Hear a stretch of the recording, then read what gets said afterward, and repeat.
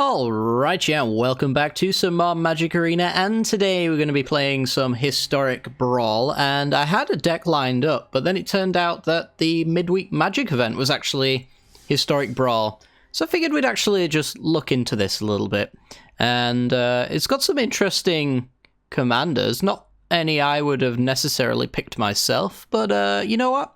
Just gives us more time to, I guess, explore the lesser played commanders. Although we have done an old Stick Fingers deck, but I highly doubt this is like the all-in reanimation deck that we built. Yeah, this is a new Umori list. Okay, so instead of going for reanimation with Stick Fingers, where the only things that this can shove into the graveyard are big creatures, it's actually just everything is a creature. Fair enough. Fair enough. I think I might go for Oko the Trickster, though, because Planeswalker deck, Oko, what's not to love, right? 6 mana, 4 loyalty, put 2 counters on a creature you control. For 0, Oko becomes a copy of a creature. And minus, each creature is a 10/10 and trample. Huh. Cool. Got Sorin, the vampire list. It's interesting. I imagine this one kind of has everything it really needs to be, like, competitive, because, like, vampires aren't that competitive to begin with. Tribal decks in general kind of somewhat struggle, I guess. Because unless you've got, like, a really, like, top-tier lord, which I don't imagine, really, you could really count Sorin as, then, you know, it doesn't kind of get that +1/+1 at all times kind of effect. It's got Veto in here. Does that mean it's got, Oh, it does. They've actually got a combo in here. Infinite life loss, life gain combo. But I imagine there's no tutors, right? Because that's kind of like the reason why you play Veto, is to then shove Exquisite Blood on it. Yeah, I don't see any tutors for it, so that's kind of how they're going to balance it. Yeah. So there's a lot here. I'm not going to go into the other ones, though. There's a Hoffrey and there's a Tiny Bones. We're going to play Oko, I guess, because it's Oko. And I have actually in the past been asked to play Oko before. And while it's not how I would have built the deck, they're actually kind of powered down to a certain extent. You know what? It can be a little bit of fun. You get to see the things that wouldn't normally be playable. See a little play, you know. And I'm always for that at the end of the day. Although, to me, personally, if I was doing this Historic Brawl showcase, I would probably make 5 commander decks that are kind of like the highest tier possible, because these decks probably aren't representative of a particularly competitive Brawl environment. And by competitive, I mean you play this in Historic Brawl normally, you're probably not going to win the game. But against each other, maybe it's balanced enough. I don't know. Anyway, rant over. We're going to be playing this one. It's got lots of counter synergies, and yeah, looks fun. So hopefully you guys enjoyed today's video. If you do, make sure to hit that like button and subscribe. And without further ado, let's continue. This video is brought to you by the generous support of our wonderful patrons and channel members that you see here. If you'd like to support the channel and get access to cool content like sneak peeks, bonus videos, polls on future content, or access to a personal deck critique from myself every month, then hit the join button down below, or check out the Patreon link in the description. With all that said, let's get into the gameplay. Okay, we're in, and we've got, let's have a look, Scurry Oak and Plunderer. This is the Proliferate one, right? Could do some really exciting things with this hand, so I think I'll keep it. Put us on the old Stick Fingers Umori deck, so mono creatures.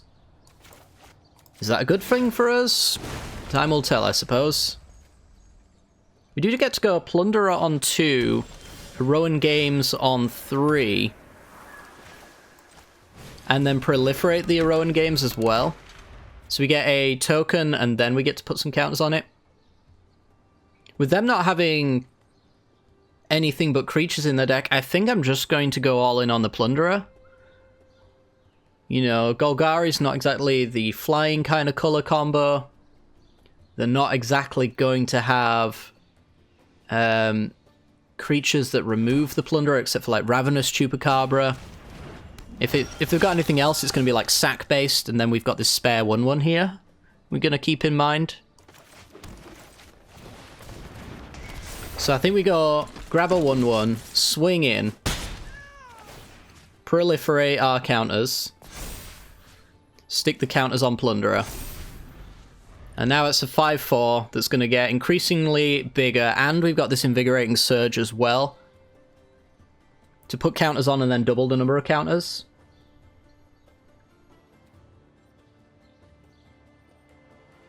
I don't think they've got a fighting creature on 3.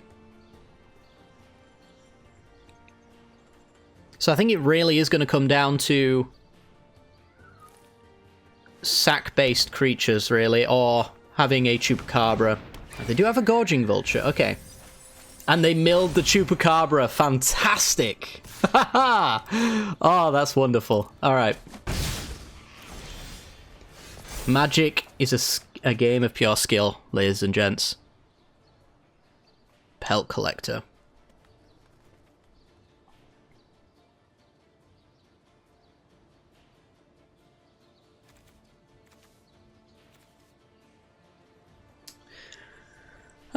Okay. It's just going to be Scurry Up Pelt Collector then, I guess. Or Pelt Collector Scurry Up, doesn't matter either way. Need to find a way to put a counter on them. I'll see if our opponent wants to block here. If they do, then we don't get our own game's Chapter 4 gold token until later. It's not the end of the world, though. 5-4 becomes a 6-5. Oh no, it's only on one thing? Oh, never mind. I thought it was just proliferate with long lines of text, to be honest. Wizards likes to do that quite a fair bit of the time.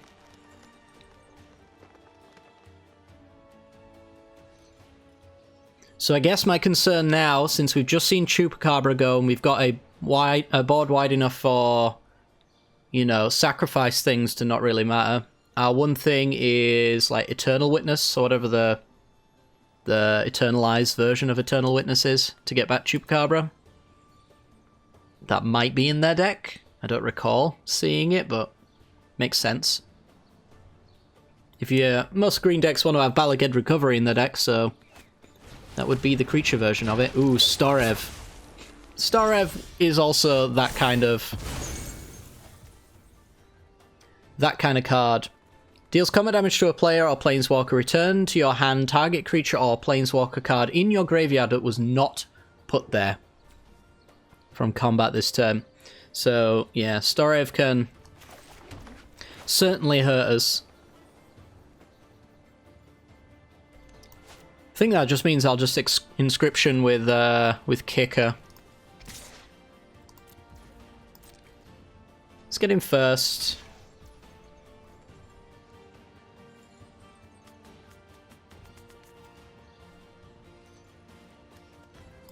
Say sure.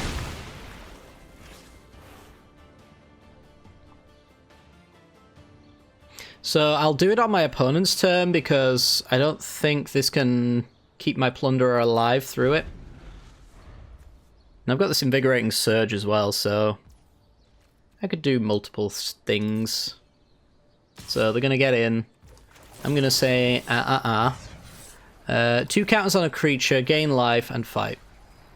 So let's put... I have to put them on the Plunderer, unfortunately. Target player gains life. This creature fights that creature. Get out of here.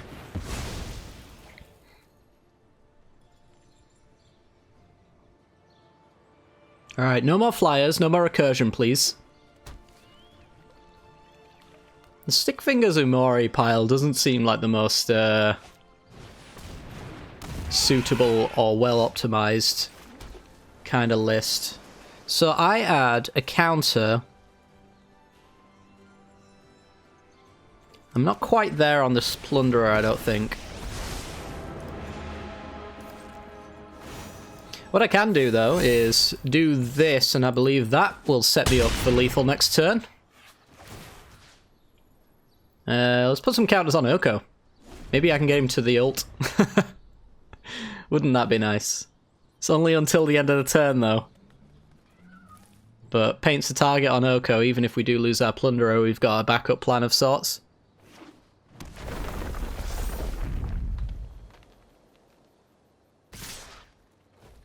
Sure, I'll throw one under the bus here. Don't really see too much of a reason really to care about 2 damage to Oko. Especially considering we're going to win this turn if they don't have a reach or flyer here anyway. And none of these do any of that sort.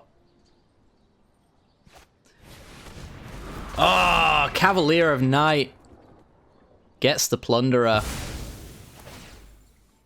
Yeah, that takes away lethal. Wizard class.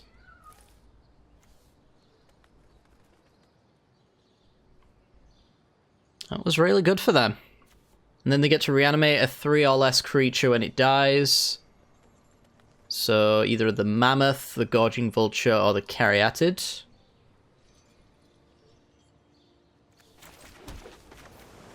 Let's do Wizard class. Divination.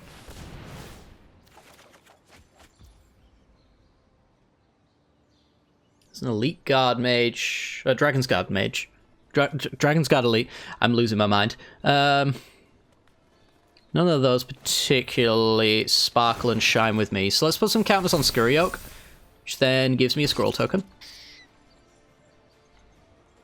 And then let's just hold open Quandrix Command and Surge, I suppose.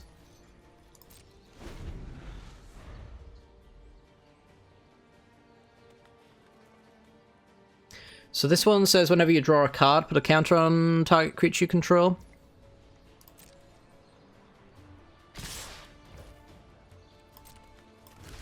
Jump.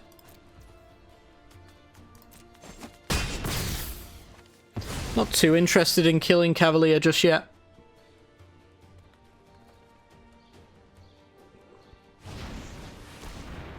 I'm just trying to line up Invigorating Surge for the win, really.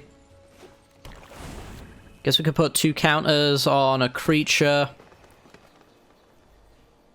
And then bounce whatever play they make here, maybe. That's the battlefield. Mill 3 cards. It's a Death Toucher.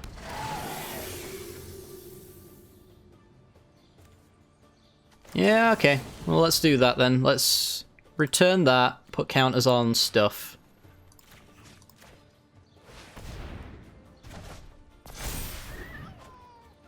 Get a token. They mill. Yep, they do have the Timeless Witness. That's the name of that card.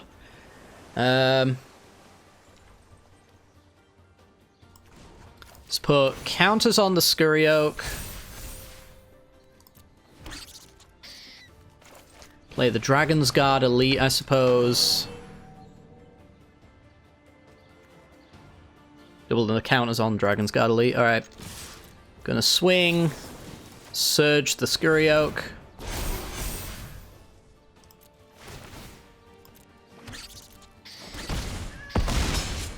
Put them to 3. Might as well play the board out. I guess maybe they could have Massacre Worm off the top, but that seems maybe about it. They've got an Eternalize for 7. Which I guess that could keep them alive. They're going up a little bit of life here with the Cavaliers and stuff like that on blocks. So going up to 9. Blocking here and here. Yeah, I guess.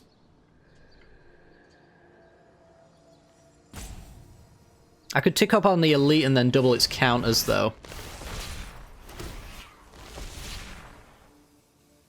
So that's going to replace, like, the Scurry Oak threat.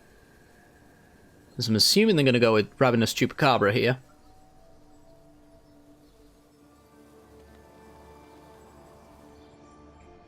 Oh, yeah, that also works. Null Priest getting Chupacabra. And a Gilded Goose. Opponent's holding on. They are holding... Oh, are they dead? Does this give trample? Flying and +X where X is its power. Okay. Let's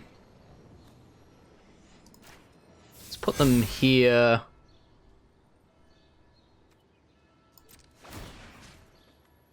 Put a counter on a creature I control. Let's put the counter I guess here is fine. Oh no! Reading the card explains the card. Do-do-do-do-do-do. Alright, fine. I'm an idiot. Let's get that counter level up thing going. I am very bad at Magic the Gathering. It is confirmed.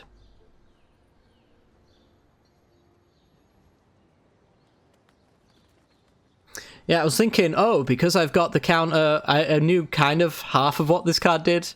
I knew it put a counter on, and then I assumed it said, if a creature has 3 or more counters on it that you control, flip it. But it has to target the one that...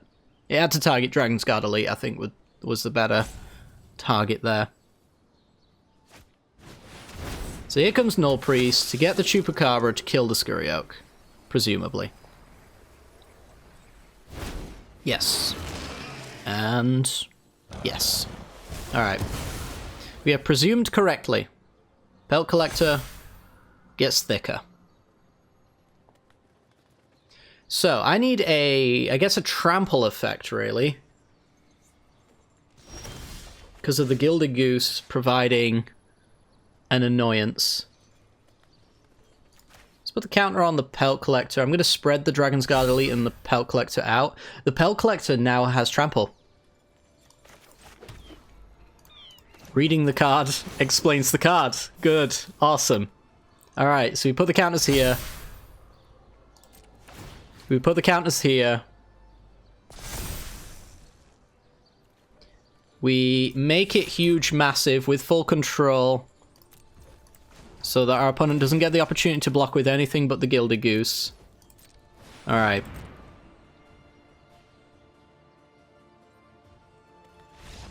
Sometimes I know how to make correct plays, other times it's questionable at best. Yeah, I haven't won with Winged Temple of Araska in a long time. Pretty good, pretty good. Alright, that's our first win. We don't deserve it, but we got it anyway. I think our opponent's Umori deck's probably kind of just... I mean, it durdles very well. I'll say I am more impressed with it now, having faced it, than I was when I looked at it in the deck picking portion. But I'm still not impressed with it to the point where I'm like, hey, that should be the deck that you pick to win this event quickly. I don't think that's the case. I don't even know if Oko is, but, you know. Oko's cool and all. 20 gems, on to the next game. Okay, then. We're in. This hand's kind of bad, so we're going to hit the mole. This hand's fine. It's just fine, really, against Sorin as well. I don't like my odds, to be honest. I don't really see this hand being one that I could mold to go down to 6, though. I don't think it's that bad. It's bad, but it's not that bad. Turn 1 Shadow Spear. Our hand does not improve by the top deck. Will it improve by the next one? We already know what our turn 2 play is going to be with the Merfolk Skydiver. Okay, that's Primal Might. Yeah, I mean, I think I wouldn't have minded getting a blue source for Counterspell to hit Sorin, but it doesn't seem like that's where this is going. I might still get a chance to do that.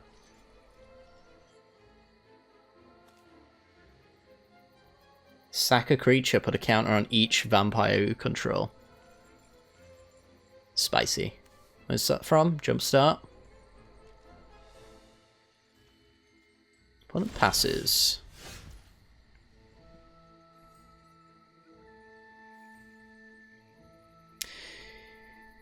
Yeah, I mean, this isn't getting better again. We're gonna Divination, I guess.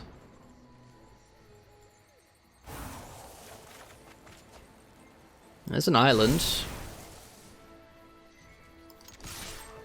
So I guess the problem we face is if our opponent gets that third land, they can just yeet the Dust Legion Zealot, my Skydiver, and then they've got a Planeswalker, they've removed a creature, and they still have a creature left behind. And my follow-up kind of sucks. I guess I'm Surging.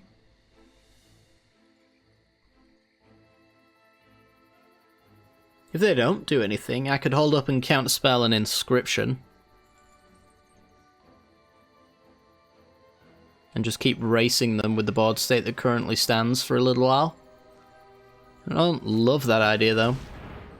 Herald's Horn, alright. Card advantage engine and cost reduction.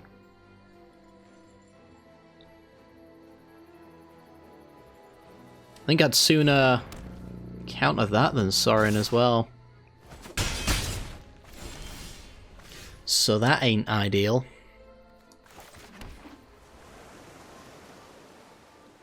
So what am I doing?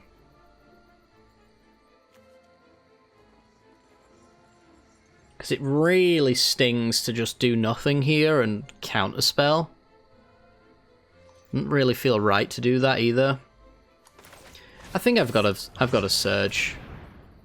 Let's go Forest Island.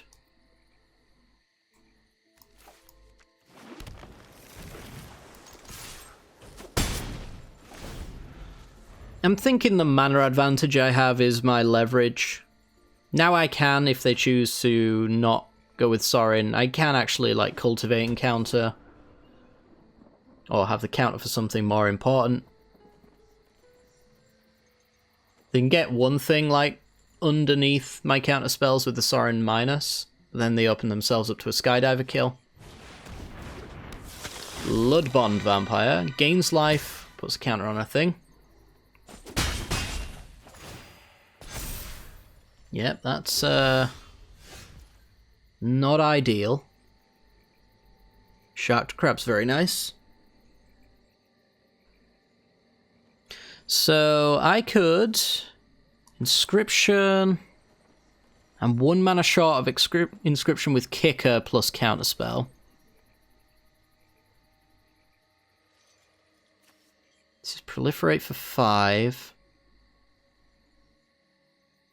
I want to kill the Bloodbond Vampire, and I want to counter their next thing. I can do that with the Primal Might.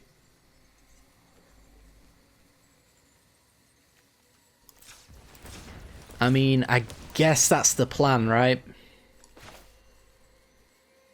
It's X3. I mean, I'm telegraphing like crazy what I have in my hand, but here we are. With a mana base like this, it's hard not to telegraph that I have Counterspell. Does their deck run Fatal Push? It might.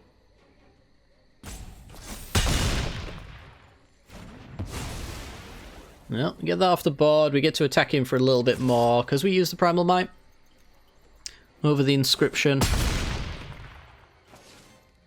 Big relief, I think, once this Counterspell gets out of my hand, because then I can stop hesitating to add to the board.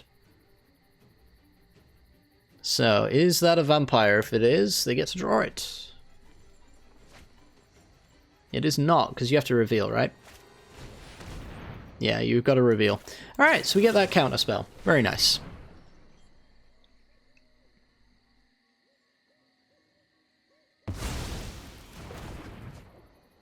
Opponent either knew it was a thing and didn't care, or they didn't know it was a thing and we got him. Alright, it's time to add something to this board that makes me look really, really cool. How do I go about looking really cool? Cultivate into Shark to Crab, it looks like. Again, I think it's just Forest Island. Doesn't matter what I put into the battlefield, because I'll play the other one. Like so. Sorry, I'm having trouble understanding right now. I've noticed that, like so, because I never asked you a question. Yeah, I think we're just going to play Shark to Crab. Swing for 3. See if they draw again. They're getting very unlucky with these Herald's Horns. Or maybe they're just drawing some really good spells. We know that they've drawn like 3 spells and we haven't really seen them. So I'm guessing those 3 cards in hand are spells. There's one of them. I think it's 3 that they played so far. No, maybe 2 then. Callous Blood Mage. It's something to note, though, paying attention, which I'm not, to the Herald's Horn, whether or not they reveal it. Draw a card and lose one. So I'm pretty sure one of those cards we can say is not a creature.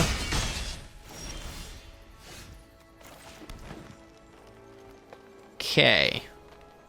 Here I'm going to go Scurry Oak. And then Feral Hydra X... I want to say X3. So I can hold up an inscription.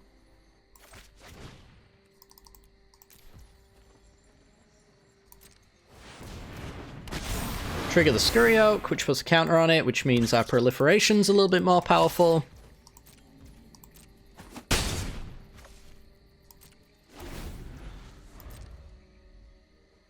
So an unknown, a non-creature, and there's a creature. This could be anything. 2 unknowns, an Oathsworn, and a spell. An instant or sorcery, probably.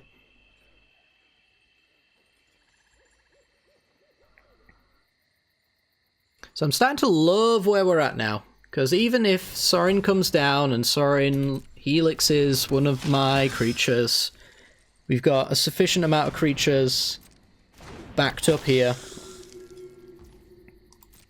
So I think this is an instant and sorcery or enchantment or whatever. We've got a sufficient amount where I think this Tide plus the inscription is going to do a lot of work. Because every time I cast a spell, the Scurry Oak's going to give me a squirrel.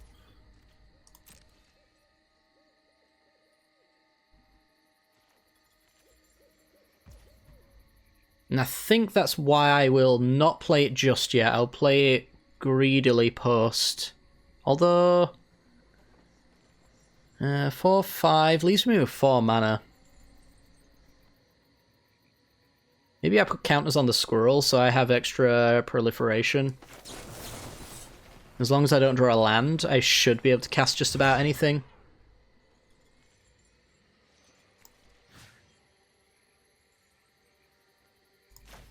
Yeah, let's have another proliferation target. And then hope for a 4 or less mana spell.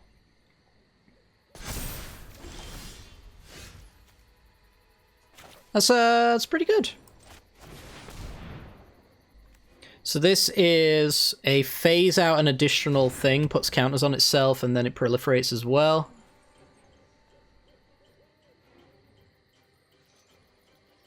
So how do we proceed with our attacks here? We could swing in. It threatens lethal, right, if they don't block, so I have to assume... I have to worry about the aristocrat, actually, I've just realised. Because that's going to put a counter on each other creature. Let's wait a little bit then. I think we'll use adversary defensively instead of aggressively. So that aristocrat is a card that I haven't read in 5 minutes and immediately almost forgot. I can protect with the adversary if they go for Sorin Helix. Gets a vampire into their hand. Got a lot of mana to play with. Is that vampire better than Sorin?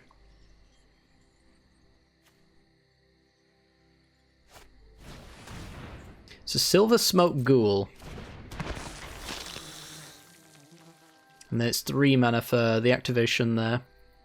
But they can equip the Shadow Spear.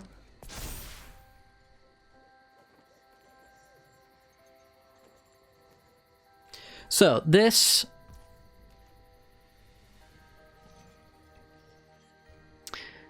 when you pay the cost, put that many counters on the adversary, then up to that many other artifacts and creatures phase out. So I can phase out the Vampire Sovereign, I think. Believe that's what that means. We'll find out. Proliferate.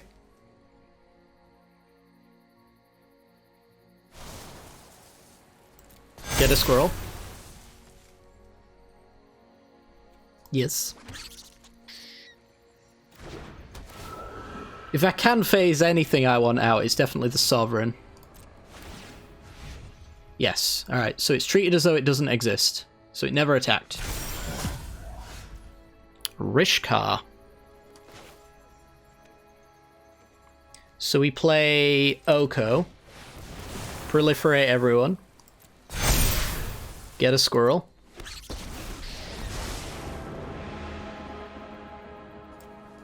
Tick up with Oko on a squirrel. Play Rishkar. Proliferate. Make a squirrel. Put counters on you.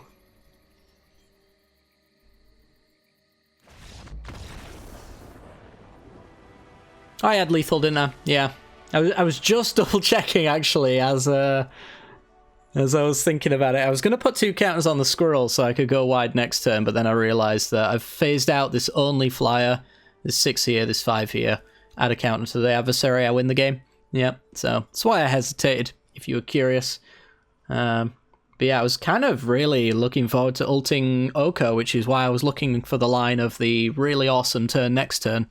Because sometimes, you know, doing the cool thing next turn's far more interesting than winning the turn before. You know, some players will disagree with that, but they're no fun. So, yeah, moving on to the next one anyway. Alrighty, we're in, and we're up against my greatest adversary, your mum. Okay, let's go. Turn 1 hardened scales, we got this spread for the hunt. I remember the last time I saw this was in like a jumpstart draft, and it absolutely destroyed me, so... I won't lie, I partially kept this hand because I spotted this card and was like, hey, I want to play that. So we'll see how it goes. So whenever a creature with a +1/+1 counter on it deals combat damage to a player, you may draw a card. And then we've also just played the hardened scales as well, which puts an additional +1/+1 counter on a creature whenever a counter is placed on it. So it looks like we're going to go with an Oran Reef Ooze, which I hope I have remembered as puts counters on itself. Yep, I did indeed. Alright, let's look for curve-related stuff. Is a land part of my curve-related plan? Our opponent just played Selfless Savior and they're playing Hoffrey. I think land drops are still important to make this early on. We are going to go Oran Reef into maybe just the Oaken Boon, I'm not sure. Rip Apart. Honestly, totally fine with that. Bread for the Hunt's really the important enchantment here, so... We get a 3/3, which if we need to, we can pump up. It would be sad if the Oran Reef Ooze dies here, though. They just pass. This is sorcery speed. So I could end up falling into a trap of our opponent having removal. They keep hovering my card like that might be the case. If they add removal, it's like probably 2 damage based because they plan on blocking and burning. But I also don't want to run into like lightning bolts by going with the 2 Inveil Tree Folk here. So I think I'll just go for Bread for the Hunt and swing. Oh yeah, I get an extra counter, I forgot about that. So if Oran Reef connects, I get to draw a card. And that's too much for your mum. God, this deck's very strong. It's very strong indeed. Your mum can't handle it, so how is anyone else going there? Alright, well, 3 wins in. Not 2 of the most exciting games ever, but it is what it is. We're going to keep going, though. And, you know, worst case, I've got my 4 wins of the day to get done, so... We're at 3 of the 4 wins, and, yeah, we need some good content, so let's keep going. Okay, we are on... the play against the Sorin list, and we got Incubation Druid into maybe Invigorating Surge. Whatever Incubation Druid gets the counter from, though, gets basically discounted, which is really nice. I'm going to keep this one. It's going to be a little bit sketchy, though, if Druid dies, or if we miss a 3rd land drop or anything like that. But I think otherwise, we're going to have a pretty reasonable time. So, Sorin, what say you on your turn 1? Do you have the Changeling Outcast, or whatever it's called? Cabal Stronghold into Shadow Spear. Okay, and we did get our third land, so that's pretty good. I don't really like the idea of using Surge on Druid, but because we've got the Druid that generates the mana anyway, we can go Zagana. This puts a counter on it, right? Oh no, it doesn't. No. Never mind. This draws a card if it has a counter on it. So many cards here I've not heard the names of in a long, long time. Alright, well. Ozolith for our opponent. Tezzeret's Gambit for us. So if I was to Surge, I would generate the 3 mana. From there I could Gambit with the Proliferate maybe, or play a Plunderer. It sets up the Zagana later down the line as well. So while it isn't the strongest line of play, and commits a pretty powerful card to potentially not much gain, especially if they got, like, Fatal Push here, that would really sting. They don't have that, at least. Which one do I want to go with? Divination with a counter, or Plunderer that can put counters on things? I think I'll honestly just take the card draw. And I need to do Phyrexian here. Paying the 2 life.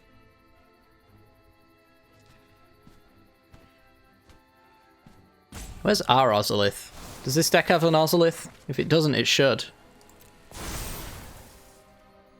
My deck tracker says it doesn't. So that's kind of spooky. This is like one of the main reasons to play a counters deck, right? I don't know why the vampire deck gets it and the counters deck doesn't. But here's what it is. Aerialist gets some counters. This card I do not know. Each creature with a counter on it gets flying. Okay. So we got 6 mana to play with. I'm thinking Zagana, draw a card. Get Hinterland Harbor. So I could do Signet Plunderer maybe, or I could do Evolution Sage. I think Signet, because we get to ramp, is probably better. So they can equip the Aerialist, and that's going to be a big problem. That's also going to be kind of problematic as well. Every life gain trigger gets a counter. I think go for the Shadow Spear, though. Just take the 3 for now. I'll need an answer to that eventually, though. Any player may activate this ability. Ooh-wee. Draw 4, play a 5-drop.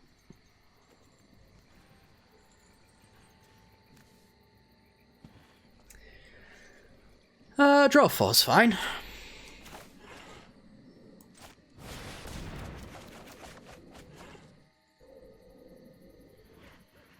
Got a Voracious Hydra, which is really nice. I think we go with the Vastwood Surge here. Without Kicker, because we can't afford it. Go Forest. And then let's just do Contentious Plan. Proliferate our own creature. Ooh, Tanzania Quandrix. That's a nice one. Let's keep the Sanctum Seeker from attacking by keeping the Zagana back. So Quandrix doubles the number of counters on a creature you control. And then when it attacks, you have the base power and toughness of other creatures become Tanazia's power and toughness. Okay. There's a Scion of the Swarm. Another Aerialist type effect. It's getting awfully spooky. I'll take another 4. I think Plunderer has value. Yeah, I was really hoping to just kill the Aerialist and be done with it, but now they have a Scion. Doing basically the exact same thing. I mean, we do have Thorn Mammoth. I barely even noticed this thing turn up in my hand, so let's play Thorn Mammoth. This has ended many, many games, and will continue to end them here, I believe. Let's kill the aerialist first, because it's got the highest toughness. Let's boop that out of existence, please.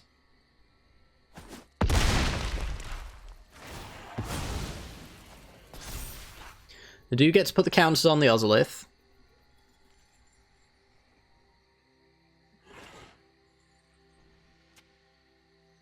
And then I could do Sage plus tap land and ask myself whether or not Scion of the Swarm's worth killing here or waiting. They could just have removal in their hand anyway and I'll lose it regardless. I think getting rid of the flyer though has some value here. And getting rid of this means the Plunderer can attack in, killing the Sorin.